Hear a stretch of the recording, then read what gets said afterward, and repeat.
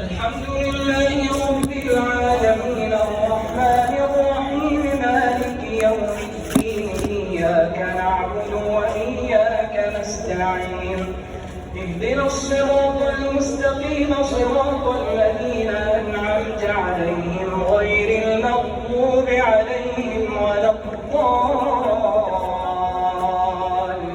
الضالين آمين. ألف لام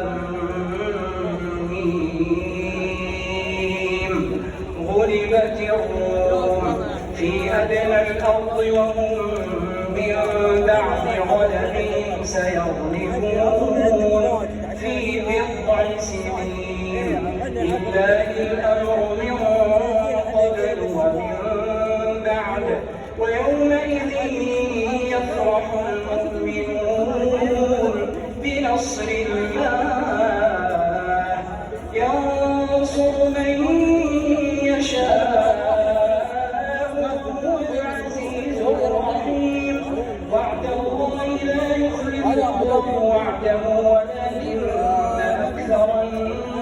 الناس لا يعلمون يعلمون ظاهرا من الحياة الدنيا وهم عن الآخرة هم غافلون أولم يتفكروا في أنفسهم ما خلق الله السماوات والأرض وما بينهما إلا بالحق وأجل مسمى وإن كثيرا من الناس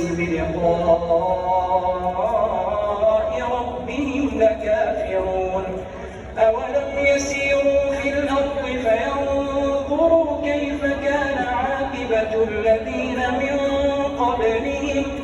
كانوا أشد منهم قوة وأثاروا الأرض وعمروها أكثر مما عمروها وجاءتهم رسلهم بالبينات فما كان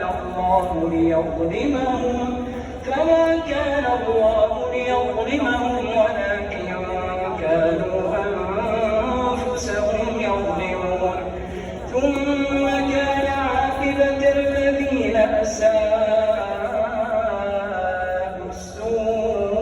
السوء أن كذبوا بآيات الله وكانوا بها يستهزئون الله يبدأ الخلق ثم يعيده ثم إليه ترجعون ويوم تقوم الساعة يبلس المجرمون ولم يكن لهم من شركائهم شفعاء وكانوا بشركائهم كافرين ويوم تقوم الساعة يومئذ يتفرقون فأما الذين آمنوا وعملوا الصالحات فهم في روضة يحبرون وأما الذين كفروا وكذبوا بآياتنا ولقاء الآخرة فأولئك في العذاب محضرون فسبحان الله حين تمسون وحين تصبحون وله الحمد في السماوات والأرض وعشيا وحين تظهرون